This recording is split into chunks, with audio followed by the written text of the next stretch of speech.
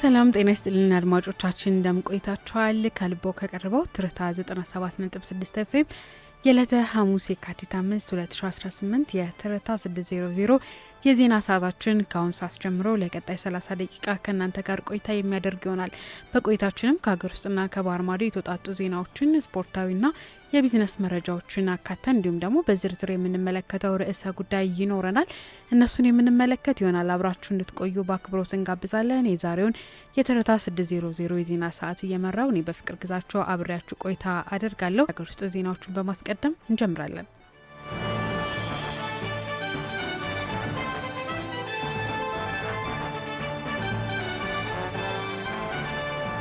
የኢትዮጵያ ብሔራዊ ምርጫ ቦርድ የመራጮችን የምዝገባ ቀን አራዘመ። ለሰባተኛው ሀገራዊ የመራጮች ምዝገባ በተቀመጠው የጊዜ ሰሌዳ መሰረት ከየካቲት 7 ቀን 2018 እስከ መጋቢት 21 ቀን 2018 እንደሚካሄድ ማሳወቁ ይታወሳል። ይሁን እንጂ ቦርዱ የመራጮችን ምዝገባ በተመለከተ ተወያይቶ የተቀመጠው የጊዜ ገደብ በቂ ስላልሆነ እንዲራዘም ተደርጓል ብሏል። በተጨማሪም የምርጫ ቁሳቁሶችን ለማደራጀት የሚያስፈልግ መጋዘን ለማዘጋጀትና የምርጫ አስፈጻሚ ምልመላና ቅሬታ የቀረበባቸው አስፈጻሚዎችን የመተካት ስራ በመመስራቱ የመራጮች ምዝገባ እንዲራዘም በምክንያት ተጠቅሷል። የኢትዮጵያ ብሔራዊ ምርጫ ቦርድ ዋና ሰብሳቢ መላተወርቅ ኃይሉ በዛሬው ዕለት በሰጡት ጋዜጣዊ መግለጫ ላይ ይህንን ይፋ አድርገዋል። በዚሁም ጋር በተያያዘ ቦርዱ የመራጮች ምዝገባ በቴክኖሎጂ እንዲከወን የመመዝገቢያ ታብሌቶችን ተገዝተው እየተሰራጩ መሆኑን ተናግረዋል።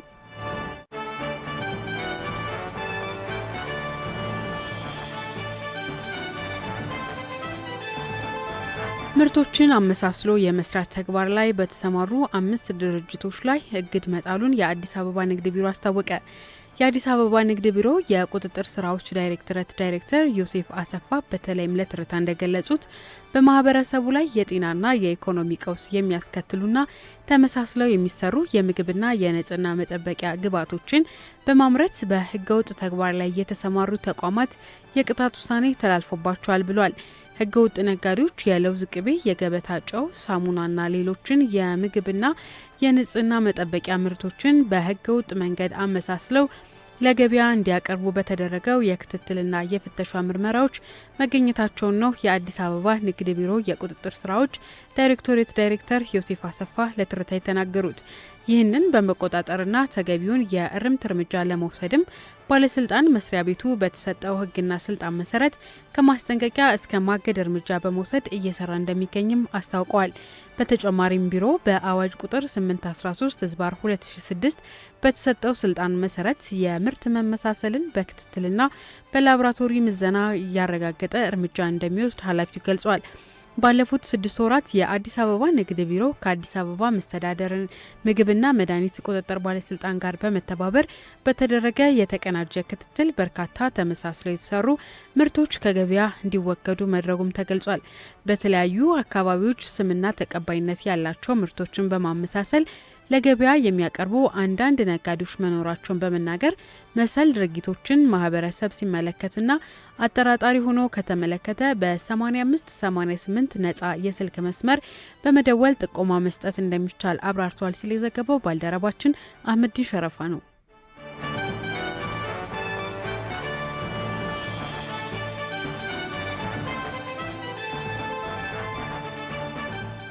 ሴት የመገናኛ ብዙሃን ኃላፊዎች የሚያጋጥሟቸውን ችግሮች ለመፍታት ስራዎች እየተሰሩ ነው ተባለ። የኢትዮጵያ መገናኛ ብዙሃን ባለሙያ ሴቶች ማህበር አጠቃላይ ሚዲያ ውስጥ ለሚሰሩ ባለሙያዎች ስልጠና ከመስጠት ጀምሮ የሚያጋጥሟቸውን ችግሮች ለመፍታት የተለያዩ ስራዎችን እየሰራ የሚገኝ ማህበር መሆኑ ይታወቃል። የኢትዮጵያ መገናኛ ብዙሃን ባለሙያ ሴቶች ማህበር ስራ አስፈጻሚ መሰረት ከበደ በተለይም ለትርታ እንደገለጹት በሴት የሚዲያ ኃላፊዎች ላይ የሚደርሱ ጫናዎችን ለመቀነስና ምቹ የስራ አካባቢ ለመፍጠር ስራዎች እየተሰሩ እንደሆነ ገልጸዋል። ከስራዎቹ መካከልም በየጊዜው ከሴት የሚዲያ ባለሙያዎች መካከል የሚደረጉ የምክክር ጉባኤዎች እንዳሉና ይህም በሰፊው እገዛ እያደረገ እንደሆነም ተናግሯል። ማነቆችን ከመለየት ጀምሮ የተለያዩ የመፍትሄ ሀሳቦች እስከ ማመንጨትና ትግበራ ላይ እስከ ማዋል ድረስ ልዩ ልዩ ስራዎች እየተሰሩ እንደሚገኙም አክለው ገልጿል። በተለይም በመገናኛ ብዙሃን ውስጥ የሚሰሩ ሴት ባለሙያዎችን ስራ ውስጥ እንዲቆዩ ለማስቻል በከፍተኛ ትምህርት ተቋማት ውስጥ የሚገኙ ተማሪዎችን ማብቃትን ጨምሮ ማህበሩ በርካታ ስራዎችን ይሰራልን ብለዋል። አሁን ላይ ያለው አናሳ ሴት የሚዲያ ባለሙያዎች ቁጥር እንዲጨምር እገዛ እንደሚያደርግም ስራ አስፈጻሚዋ በተለይም ለትርታ ተናግረዋል።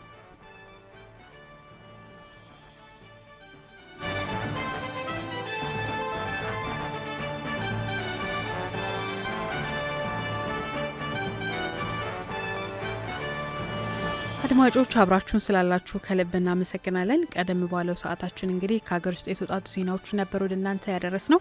አሁን ደግሞ በዝርዝር ወደምንመለከተው ርዕሰ ጉዳይ እናልፋለን። በተለይም ከቆዳ ምርት ጋር በተያያዘ በርካታ የሚነሱ ሀሳቦች አሉ። ሀሳቦቹ ምንድናቸው? ከሚመለከታቸው ባለድርሻ አካላት ጋር የተደረገ ቆይታ ነው። ባልደረባችን ብርቱካን ወልተ ንጉስ አዘጋጅተዋለች፣ እንደሚከተለው ይቀርባል። ኢትዮጵያ በቀንድ ከብት ከአፍሪካ ቀዳሚ ከሆኑት ሀገራት መካከል አንዷ ናት። የቅርብ ጊዜ መረጃዎች እንደሚያሳዩት ከሆነ ኢትዮጵያ ከ75 እስከ 80 ሚሊዮን በላይ የቀንድ ከብቶች ቁጥር እንዳሏትም ይነገራል። የቆዳ ኢንዱስትሪው ለሀገሪቱ ከቡና ቀጥሎ ከፍተኛ የውጭ ምንዛሬ የሚያስገኝ ነው። የቆዳ ምርት የኢኮኖሚ ምንጭ ቢሆንም በአሁኑ ወቅት በዓለም አቀፍ ደረጃ በተለይም በኢትዮጵያ በቆዳ ኢንዱስትሪው ላይ ስጋቶች ተጋርጠውበታል። ለመሆኑ በቁም እንስሳት ከአፍሪካ ቀዳሚ የሆነችው ኢትዮጵያ ውስጥ ለቆዳ ኢንዱስትሪዎች የሚሆን የጥሬ ቆዳ ለምን እጥረት ተፈጠረ የሚል ጥያቄን ያስነሳል። የውጭ ምንዛሬ ከሚያስገኙት ውስጥ እሴት የተጨመረበት የቆዳ ምርት ከቡና ቀጥሎ ከፍተኛ የውጭ ምንዛሬ የሚገኝበት ዘርፍ ነው። ጥሬ ቆዳ ተዘጋጅቶና እሴት ተጨምሮበት እንደ ጫማና ቦርሳ ለውጭ ገበያ ሲቀርብ የዶላር ገቢ በከፍተኛ ሁኔታ እንደሚጨምር ይታወቃል።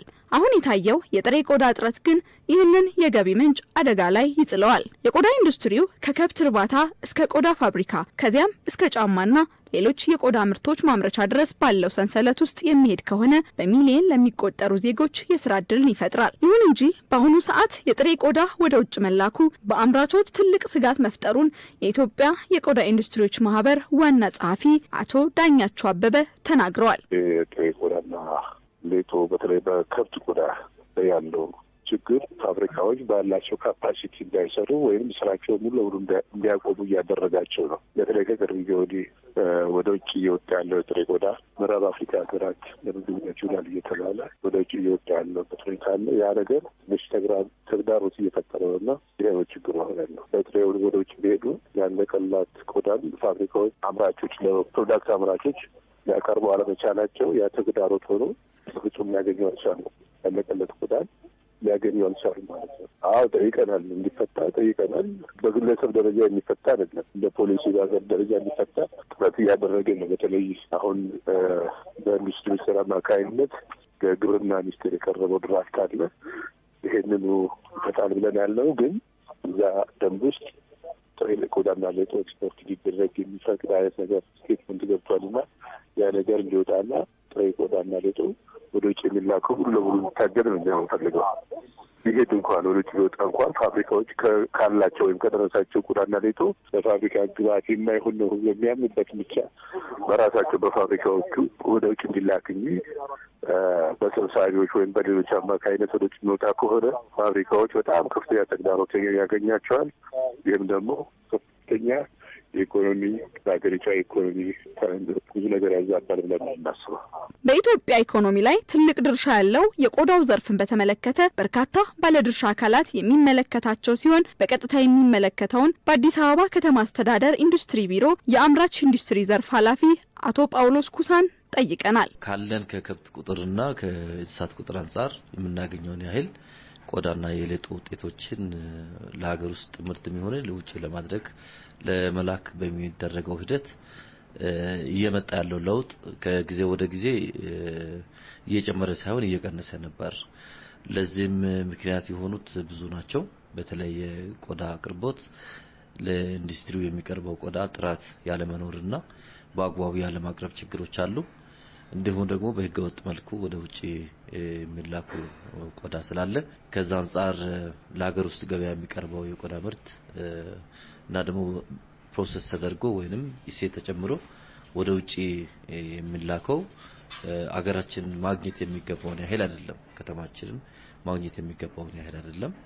ከዚህ ጋር ተያይዞ እንግዲህ ከተማ አስተዳደሩ ከፌደራል ኢንዱስትሪ ሚኒስቴር ጋር በመተባበር የቆዳ ውጤቶች ተጨማሪ እሴት በመጨመር ወደ ውጪ ለመላክም በሚያስችል መልኩ እንዲዘጋጅ ለማድረግ የተለያዩ ተግባራትን ስናከናውን ከርመናል። ከዚህ ውስጥ አንዱ ቆዳ ወይም ሌጦ በየበዓላት የሚሰበሰበው በአግባቡ ታርዶ እንዲሰበሰብ በተለይ የቆዳና ሌጦ ሰብሳቢዎች የሰብሳቢ ማህበራት አሉ።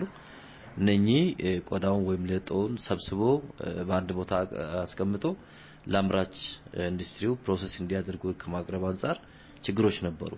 ይሄን ችግር ለመቅረፍ ከክፍለ ከተማ እስከ ወረዳ ድረስ ውይይት በማድረግ አመራር አካላትና ከሚመለከታቸው ጋር የተለያዩ ውይይቶችንና ግንዛቤ ማስጨበጫ ስራዎችን በመስራት በተለይ ከባለፈው በዓላት የገናና የጥምቀት በዓልን በሚመለከት በአግባቡ ቆዳው እንዲሰበሰብ እና የተሰበሰበው ቆዳ ደግሞ ወደ አምራች ኢንዱስትሪዎች ወደ ኢንዱስትሪው እንዲገባ ለማድረግ ጥረቶች ተደርገዋል።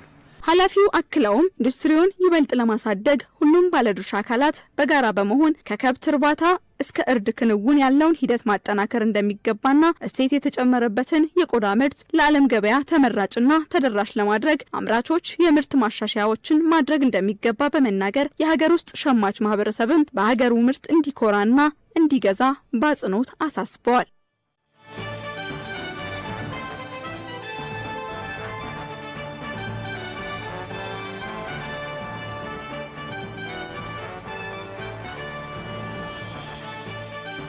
ተመልሰናል። አድማጮች አብራችሁን ስላላችሁ ከልብ እናመሰግናለን። ቀደም ሲል እንግዲህ በዝርዝር የተመለከትነውን ጉዳይ ነበረ አድምጠን የተመለስነው። አሁን ደግሞ ወደ ባህር ማዶ ዜናዎች እናልፋለን። የአፍሪካ ጉዳዮችን ስናስቀድም ደቡብ አፍሪካ እናገኛለን። የደቡብ አፍሪካው ፕሬዚዳንት ሲሪል ራማፎዛ የኔልሰን ማንዴላን ሕጎች ማሰልጠኛ አካዳሚ በይፋ መረቁ። ሲሪል ራማፎዛ ትላንት ረቡዕ የካቲት 4 የማንዴላ ሕጎች ማሰልጠኛ አካዳሚን በይፋ መርቀዋል። ይህ ታሪካዊ ምረቃ የተዘጋጀው ታላቁ መሪ ኔልሰን ማንዴላ ከዚሁ እስር ቤት በነጻነት የወጣበትን 36ኛ ዓመት ምክንያት በማድረግ ነው። ይህ በአፍሪካ የመጀመሪያ የሆነው አካዳሚ በተባበሩት መንግስታት ድርጅት የሚመራውና የኔልሰን ማንዴላ ሕጎች ወይም ኔልሰን ማንዴላ ሩልስ የሚታወቀው የታራሚዎች አያያዝ ዓለም አቀፍ ስታንዳርድ ተግባራዊ ለማድረግ ያለመ መሆኑም ተነግሯል። ፕሬዚዳንቱ በምረቃው ወቅት ባደረጉት ንግግር አካዳሚው በደቡብ አፍሪካ ብቻ ሳይሆን ለመላው የአፍሪካ አህጉር የእውቀት ማዕከል ሆኖ የሚቀጥል ነው ብለዋል። ይህ አካዳሚ የማረሚያ ቤቶች ስርዓት፣ ሰብአዊ መብት፣ የሰው ልጅ ክብርና የመጠበቅ እንዲሁም በፍትህ ስርዓት ውስጥ ሰብአዊነትን የማስፈን ተምሳሌት ነው ብለዋል ፕሬዚዳንቱ። ዘገባው የአፍሪካ ኒውስ ነው።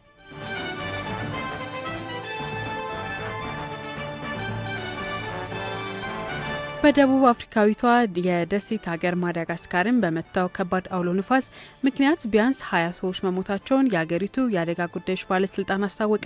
የማዳጋስካር የአደጋ መቆጣጠሪያ መስሪያ ቤት እንዳለው አውሎ ንፋሱ ቤቶችን በማፈራረስ ዛፎችን በመገንደስና የኤሌክትሪክ መስመሮችን በመበጣጠስ ከፍተኛ ጉዳት አስከትሏል ብሏል። በአጎራባቿ የፈረንሳይ ደሴት ትሪዮኒ የሚገኘው የከባድ አውሎ ንፋስ ትንበያ ማዕከላት ለፈረንሳይ ዜና ወኪል እንዳስታወቀው አደጋው በደሴቲቱ እስካሁን ካጋጠመው ተመሳሳይ አደጋዎች የከፋው ነው ብሏል። ጊዛኒ የሚል ስያሜ የተሰጠው ይህ ከባድ አውሎ ንፋስ ቶማሲና የተባለችውን የማዳጋስካር ሁለተኛ ትልቅ ከተማ በመታበት ጊዜ አብዛኞቹ ሰዎች የሞቱት ቤታቸው ላያቸው ላይ በመፍረሱ መሆኑን ባለስልጣናት አስታውቋል። በአደጋው ከሞቱት በተጨማሪ በርካታ ሰዎች ቆስለው ከከተማዋ እንዲወጡ የተደረገ ሲሆን 400,000 ያህል ሕዝብ ከሚኖርባት ከተማ 90 በመቶ የሚሆኑ ቤቶች ጣሪያቸው በንፋስ መወሰዱን ቢቢሲ አፍሪካ ዘግቧል።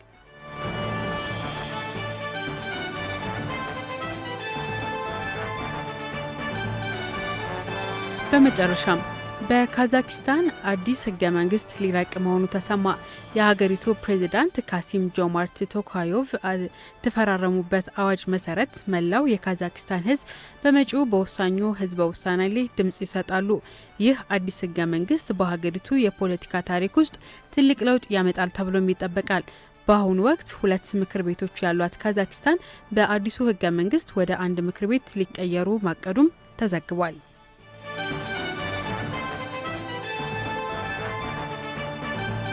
አድማጮች ከትርታ 97.6 ኤፍኤም የዕለተ ሐሙስ የካቲት 5 2018 የትርታ 600 የዜና ሰዓታችን ላይ ትገኛላችሁ። ቀደም ብለን ከሀገር ውስጥና ከባህር ማዶ የተውጣጡ ዜናዎችን ነበር ወደ እናንተ ያደረስነው። አሁን ደግሞ ወደ ቢዝነስ መረጃዎቻችን እናልፋለን።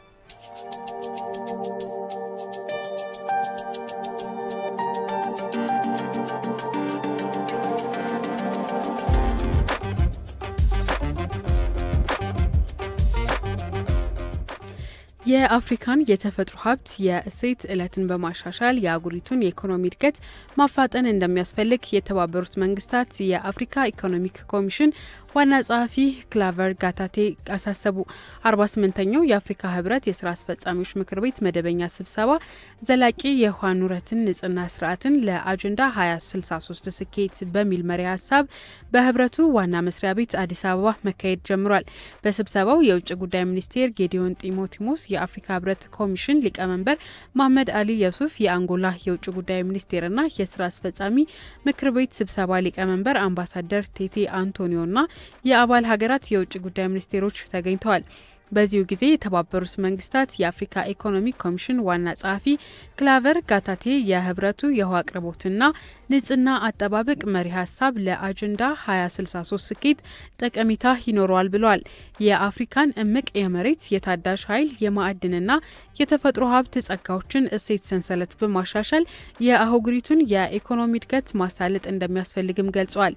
የአህጉሪቱ የብድርና የፊዚካል መዋቅራዊ ስብራቶችንም ንግድና ኢንቨስትመንትን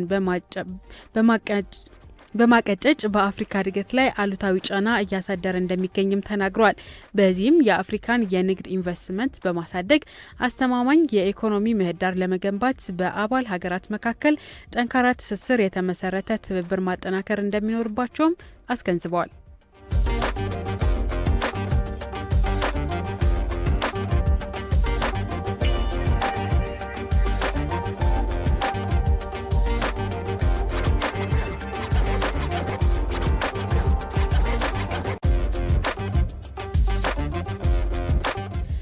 የማክሮ ኢኮኖሚ ማሻሻያው ለኢንዱስትሪው ዘርፍ ምርታዊ እድገት መሰረት መጣሉን የኢንዱስትሪ ሚኒስቴር መላኩ አለበል ገለጹ። ማሻሻያው ኢኮኖሚውን ከግብርና መር ወደ ብዝሃ ዘርፍ በመቀየር ጥራት ያለው እድገት ማረጋገጥን እንዲሁም የእዳ ጫናን የማቃለል ዓላማን የያዘ መሆኑን ጠቅሷል።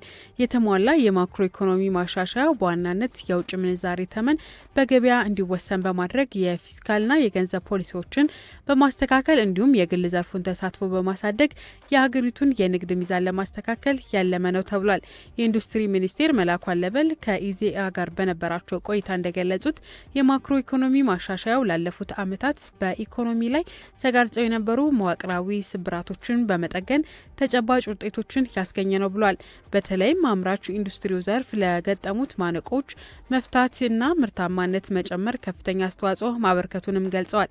ቀደም ሲል በነበረው የምንዛሬ ልዩነት አምራቾች ምርታቸውን ወደ ውጭ ልከው የሚያገኙት ጥቅም ይጎዳ እንደነበር አስታውሰው አዲሱ ማሻሻያ ይህንን ልዩነት በማጥበብ ኤክስፖርትን ውጤታማ ማድረጉን ጠቁመዋል። በሌላ መልኩ የውጭ ምንዛሬ አቅርቦቱ መሻሻሉ አምራቾች ለምርት ሂደት የሚያስፈልጓቸውን ግብዓቶች በቀላሉ እንዲያገኙና የገቢ ምርቶችን በሀገር ውስጥ ምርት እንዲተኩ እድል መፍጠሩ መሆኑን አመላክቷል። ማሻሻያው የንግድ ሚዛን እንዲጣጣም በማድረግ በኩል የጎላ ሚና እየተጫወተ እንደሚገኝና ይህም በአምራች ኢንዱስትሪው ላይ እምርታ እያስመዘገበ መሆኑንም ገልጿል። አምራች ኢንዱስትሪው በሀገራዊ እድገት ውስጥ ያለውን ድርሻ በከፍተኛ ሁኔታ እያደገ መምጣቱን ጠቅሰው ይህም በዘርፉ የሚፈጠረው የስራ እድል በከፍተኛ ሁኔታ እንዲጨምር ማድረጉን አስታውቀዋል።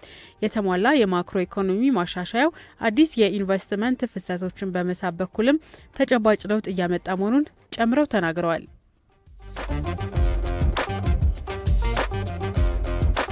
አድማጮች፣ የቢዝነስ መረጃዎቻችን የተመለከታችኋቸውን ይመስሉ ነበር።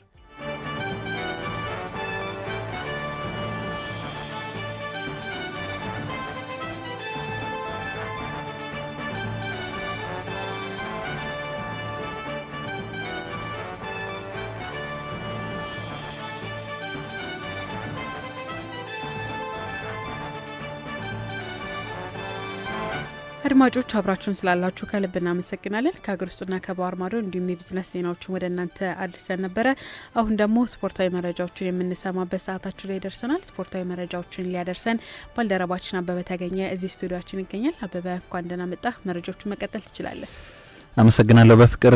እንደምናላችሁ አድማጮች፣ ከሀገር ስፖርታዊ መረጃዎች ስንጀምር ዓለም አቀፍ የአትሌቲክስ ውድድሮች ወደ ኢትዮጵያ እናመጣለን ብሏል የዓለም አትሌቲክስ የውድድርና ዋና ዳይሬክተር ፕሪስ ኦክላገን እንግዲህ በኢትዮጵያ በተለይም ደግሞ በአዲስ አበባ ጉብኝት እያደረጉ ይገኛሉ። የዓለም አትሌቲክስ የውድድር ዋና ዳይሬክተር ፕሪሶ ክላገን እና የኢትዮጵያ አትሌቲክስ ፌዴሬሽን ፕሬዚዳንት ኮማንደር አትሌት ስለሺ ስህን እንግዲህ በጋራ ሆነው ለመገናኛ ብዙሃን መግለጫ ሰጥተው ነበር። ዳይሬክተሩ በኢትዮጵያ በርካታ ጀግኖች ስመጥር አትሌቶች አፈራች ሀገር ናት፣ በዓለም አትሌቲክስ ትልቅ ስምና ዝና ያላት መሆኗ አንስተው ኢትዮጵያ በመጎብኘታቸውና በተደረገላቸው ደማቅ አቀባበልም ምስጋናቸውን ገልጸዋል። ዳይሬክተሩ አክለው እንግዲህ ኢትዮጵያ ዓለም አቀፍ ውድድሮችን ለማዘጋጀት በቂ አቅም እንዳላትና የተለያዩ ውድድሮች ወደ ኢትዮጵያ እናመጣለን ብለው በማለት አስተያየታቸውን ሰጥተዋል።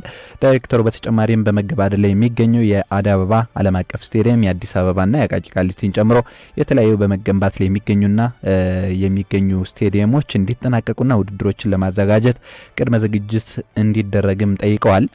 በተለይም ደግሞ ይህ ሰው እንግዲህ ወደ ኢትዮጵያ መጥተው የተለያዩ ስፖርት መሰረተ ልማቶችን ጉብኝት አድርገዋል። በተለይም ደግሞ ኢትዮጵያ በቀጣይ በ2029 የኢትዮጵያ የዓለም አትሌቲክስ ሻምፒዮና ለማዘጋጀት የተለያዩ ስራዎችን እየሰራች ትገኛለችና ይህን በተመለከተም እንግዲህ ጉብኝት እንዲያደርጉ ፕሬዚዳንቱን የኢትዮጵያ አትሌቲክስ ፌዴሬሽን ጋብዘው ጉብኝቶችን አድርገው በቂ እንደሆኑና እነዚህን ደግሞ በተለይም ደግሞ የስፖርት ዲፕሎማሲውም ተጠናክሮ እንዲቀጥል ገልጿል። የኢትዮጵያ አትሌቲክስ ፌዴሬሽን እንግዲህ ፕሬዚዳንት ኮማንደር አትሌት ስለሺ ስህን በበኩላቸው የኢትዮጵያ አትሌቲክስ ወደ ነበረበት ከፍታ ለመመለስ በርካታ ጥረቶች እየተደረጉ እንደሆነ አንስተው አሁንም የተጀመረው የስፖርት ዲፕሎማሲም ተጠናክሮ እንደሚቀጥል ገልጿል። ፕሬዚዳንቱ እንግዲህ አትሌት ስለሺ ስህን በተለይም ደግሞ በአዲስ አበባ እየተከናወነ ያለው የተለያዩ መሰረተ ልማቶች ዓለም አቀፍ ውድድሮችን ለማዘጋጀት የሚያስችል ሙሉ ቁመና ላይ እንደሚገኙ እና በቴክኖሎጂ የተደገፈ አሰራር ለመዘርጋት እንደሚሰሩና የኢትዮጵያ ዓለም አትሌቲክስ ተወካይ እንዲኖራትም እንደሚሰሩ ጠቁመዋል። ፕሬዚዳንቱ በመጨረሻም የተጀመሩ በርካታ መርቂ አትሌቲክስ መሰረተ ልማቶችን በቀጣይ ስራዎችን ሰርተው እንደሚያጠናቅቁም እንግዲህ በመንግስትም እንግዲህ የተለያዩ ስራዎች እንዲሰሩ ጥሪ አቅርበዋል ማለት ነው። ወደ ላይኛው ስፖርታዊ መረጃችን ስናልፍ አሰልጣኝ አሸናፊ በቀለ ከሸገር ከተማ ጋር መለያየታቸው ይፋ ሆኗል። ከተጫዋቾች ጋር እንግዲህ በነበራቸው ሰጣ ገባ ውስጥ አሰልጣኙ በቦርድ ውሳኔ መለያየታቸው ነው የተዘገበው።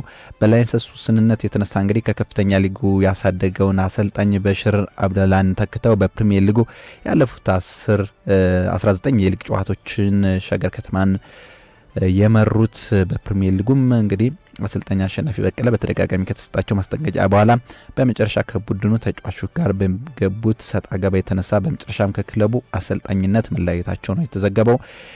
የዛሬ 40 ዓመት በኢትዮጵያ እግር ኳስ አሰልጣኝነት ብቅ ያሉት አሰልጣኝ አሸናፊ በቀለ ኢትዮጵያ ንግድ ባንክን፣ መቻልን፣ ሲዳማ ቡናን፣ አዳማ ከተማና ወላይታ ዲቻን፣ ሀዲያ ሆሳና እንዲሁም ወልዋሎ እና የኢትዮጵያ ሴትና የወንድ ብሔራዊ ቡድንን ማሰልጠን ችለው ነበር። አሰልጣኙ ሸገርን ይዘው 9 አቻ 4 ድልና 6 ሽንፈትን በማስመዝገብ በደረጃ ሰንጠረዡ በ21 ነጥብ 15ኛ ደረጃ ላይ ካስቀመጡት በኋላ የክለቡ የቦርድ አሰልጣኞች እንግዲህ የቦርድ አሰልጣኙን አሰናብቻለሁ ብለው በይፋ አሳውቀዋል። ወደ ውጭ ስፖርታዊ መረጃዎች ስናልፍ የእንግሊዝ ፕሪሚየር ሊግ የ26ኛ ሳምንት መርሃ ግብሮች ከሰሞኑ እየተደረገ ነው የሚገኙት። ትላንት ማንቸስተር ሲቲ ከፉላም ያደረጉት ጨዋታ 3-0 በሆነ ውጤት ማንቸስተር ሲቲ ፉላምን ማሸነፍ ችሏል። በኢትሃድ ስቴዲየም ጋብዞ ማንቸስተር ሲቲ በተለይም ደግሞ ከአርሰናል ጋር ያለውን የነጥብ ልዩነት ለማጥበብ ፉላምን በኢትሃድ ጋብዞ 3-0 በሆነ ሰፊ ውጤት ማሸነፍ ችሏል። ዛሬ ብሬንትፎርድ ከአርሰናል ምሽት 5 ሰዓት ላይ የሚያደርጉት ጨዋታ ይጠበቃል። ብሬንትፎርድ እንግዲህ አርሰናልን በሜዳቸው ጋብዘው የሊጉን መሪ አርሰናልን የሚያደርጉት ጨዋታ በብዙዎች ዘንድ ይጠበቃል። በተለይም ደግሞ አርሰናል ከተከታዩ ማንቸስተር ሲቲ ጋር ያለውን የነጥብ ልዩነት በድጋሚ ወደ 6 ለማስፋት ከብሬንትፎርድ ጋር የሚያደርጉት ጨዋታ ይጠበቃል። ብሬንትፎርዶች ግን ለአርሰናል በቀላሉ እጅ ይሰጣሉ ተብሎ አይጠበቅም። በፕሪሚየር ሊጉ የደረጃ ሰንጠረዥ 39 ነጥቦችን ይዘው 7ኛ ደረጃ ላይ ነው የተቀመጡት። አርሰናሎች በተለይም ደግሞ ከማንቸስተር ሲቲ እየተከተላቸው የሚገኘውን የነጥብ ልዩነት በሚገባ ለማጥበብ እንግዲህ ብርቱ ፉክክርን ያደርጋሉ። ከሜዳቸው ውጭ አቅንተው ሳካ፣ ትሮሳርድና ኦዲጋርድ የአርሰናል ስብስብ ውስጥ መካተታቸውን የተገለጸው ምንም እንኳን ቋሚ አሰላለፍ ውስጥ ይገባሉ አይገቡ የሚለው በይፋ ባይገለጽም ግን ሶስቱ የአርሰናል ኮከቦች የአርሰናል ስብስብ ውስጥ ተካተው ቡድኑ እንደተቀላቀሉ ነው የተገለጸው። በስፔን ኮፓ ዴል ሬይ አትሌቲኮ ማድሪድ ከባርሴሎና የሚያደርጉት ጨዋታ ዛሬ ይጠበቃል። አትሌቲኮ ማድሪድ እንግዲህ በላሊጋው ብርቱ ፉክክርን ያደረገ ከሚገኙ ቡድኖች መካከል ይጠቀሳል። ባርሴሎና በበኩሉ 58 ነጥቦችን ይዞ በስፔን ላሊጋ አንደኛ ደረጃ ላይ የተቀመጠ ቡድን ነው። አትሌቲኮ ማድሪድም 48 ነጥብ ሶስተኛ ደረጃ ላይ የተቀመጠ ቡድን ሆኗል። ሁለቱ ክለቦች እንግዲህ የስፔን ኮፓ ዴል ሬይ የሩብ ፍጻሜ ጨዋታቸውን የሚያደርጉ ይሆናል። ትላንት አትሌቲክ ቢልባኦ ከሪያል ሶሲዳድ ያደረጉትን ጨዋታ በሪያል ሶሲዳድ 1-0 በሆነ ውጤት መጠናቀቁ ይታወሳል። ዛሬ ደግሞ እንግዲህ በሩብ ፍጻሜው ጨዋታ አትሌቲኮ ማድሪድ ከባርሴሎና የሚያደርጉት ጨዋታ ይጠበቃል። ባርሴሎና እንግዲህ በውድድር ዓመቱ የሁለተኛ ዋንጫውን የሚያሳካበትን እድል ከአትሌቲኮ ማድሪድ ጋር የሩብ ፍጻሜው ጨዋታውን አድርጎ ከዛም የመልስ ጨዋታቸውን አድርጎ ከአትሌቲክ ቢልባኦና ከሪያል ሶሲዳድ ድል አሸናፊ ጋር በግማሽ ፍጻሜው እንዲሁ የሚገናኝ ይሆናል። ስፖርታዊ መረጃዎችን ከዚህ ጋር ባጠናቀቅ ጥሩ ነው። በፍቅር ባልደረባችን አበበ ስቱዲዮችን ድረስ ተገኝተ ለሰጠን ስፖርታዊ መረጃዎች ከልብ እናመሰግናለን።